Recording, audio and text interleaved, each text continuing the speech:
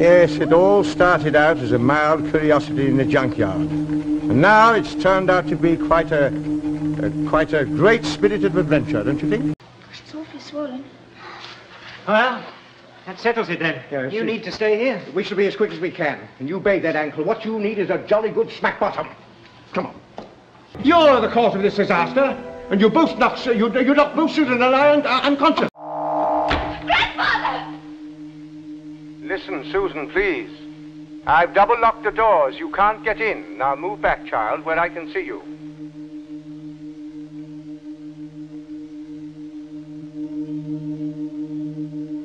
During all the years, I've been taking care of you. You, in return, have been taking care of me. Oh, Grandfather, I belong with you. Not any longer, Susan. You're still my grandchild, and always will be. But now, you're a woman, too. I want you to belong somewhere, to have roots of your own. With David, you'll be able to find those roots and live normally like any woman should do. Believe me, my dear, your future lies with David, and not with a silly old buffer like me.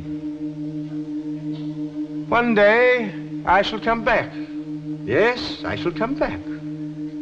Until then, there must be no regrets, no tears, no anxieties.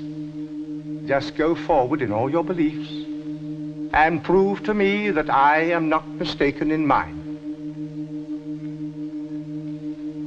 Goodbye, Susan. Goodbye, my dear.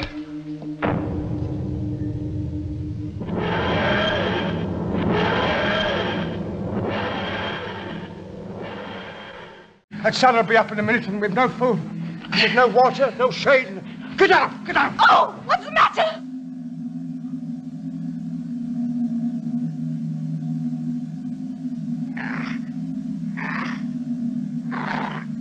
Hey, I wonder if it works, eh?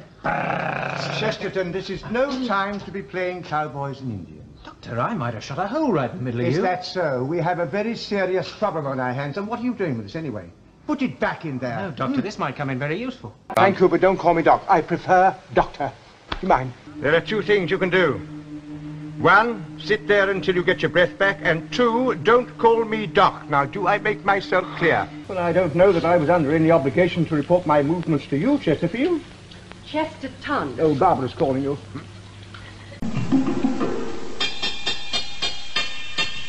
I told them all I am the master. Well,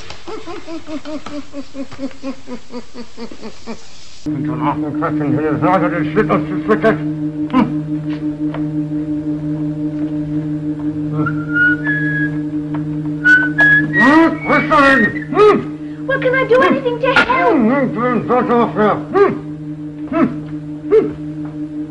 Here's a toast. A happy Christmas to all of us. Same to you, Doctor.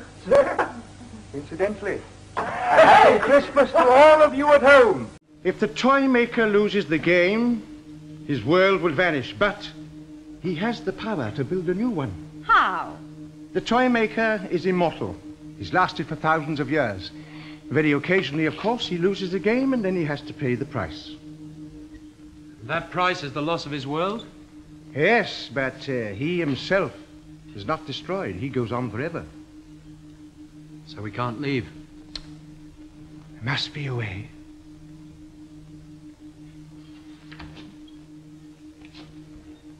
Will you leave my ship alone? Do you hear me? Will you leave my ship alone? Let me have it, Doctor. It would be such an amusing toy. Let me have the logic game in here. Of course not. Be reasonable, Doctor. If I allow you to make the last move in there, then you can preset your controls and dematerialize at the same moment that my world vanishes. Then you will escape. It will make no difference to you. You can build a new world. Of course. And I look forward to that. I'm bored with this one. But I'm a bad loser, Doctor. I always destroy the destroyer. I will not come out and make that final move. Then you must stay there forever. Doctor, let me go out and make that move for you. Oh, nonsense, dear boy. You don't want to disappear. At least you and Dodo would get away. Yes, well, that's very noble and kind of you, but I absolutely forbid it. Go from move 1023. Master switch!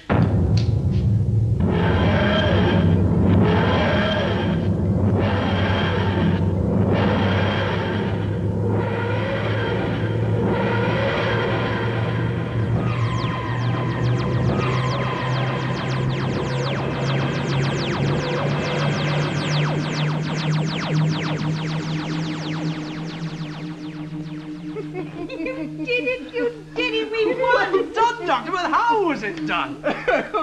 My dear boy, it was your very idea. Your very idea. Don't you see, when the toy maker wanted to move the pieces, he had to command them in a certain tone of voice to make them move at all. But you had to do it twice. Yes, but in the first place, you see, I couldn't because I used my own voice. I don't see. I do. The toy maker wasn't playing. Exactly, dear boy, exactly. Therefore, I had to imitate the toy maker's voice to make them obey me, and they did. We'll never see him again, will we, Doctor? Oh, my dear, don't talk too soon. The mind is indestructible. So is the toy maker. What, you mean he can never be destroyed? But you defeated him. Yes, just at this moment, but there will be other meetings in another time. Ah, it's really interesting. The last present from the toy maker.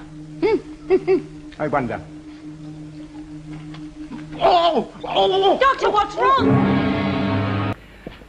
Look, I know we thrust ourselves upon you, but we've been through a great deal together since then. And all we've been through will remain with us always. It'll probably be the most exciting part of my life. Look, Doctor, we're different people. And now we have a chance to go home. We want to take that chance. Will you help us work that machine? No! No! I will not aid and abet suicide. Oh, he's as stubborn as a mule. Doctor, you've got to help them. Don't you realize, child, the enormous risks? But it's up to them.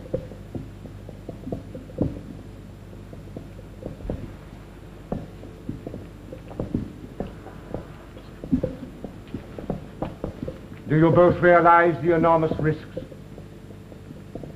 We do. We still want to go. Please, Doctor.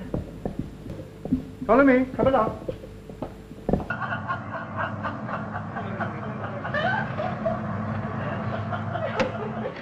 Doctor, they made it. They made it.